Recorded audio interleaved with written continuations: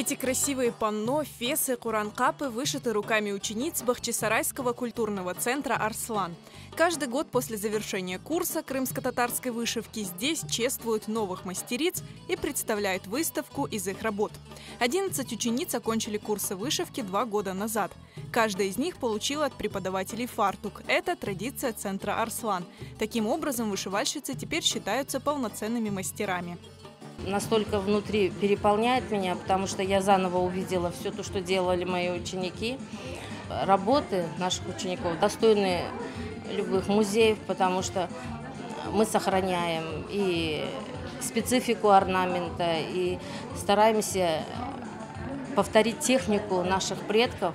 Көңілімбек қуана севіне, нечін десеңіз, мына бұл талебелер, енді өзлерін талебелерін өстірділер, ve böyle güzel, acayip işler, yüksek bir profesyonel seviyede yapılgan işler.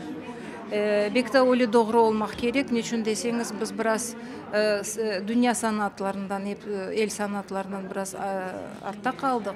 Onun için bizge tez zamanda özümüzün sanatımızın көтермеге, күчлендірмеге ve bütün dünyaya tanıtmağa çalışmak gerekmiz. Каждый год курсы вышивки в Арслан привлекают внимание женщин со всего Крыма. На занятиях известные мастера объясняют ученицам не только разные техники крымско-татарской вышивки, но и значение орнаментов, особенности композиции и цветов.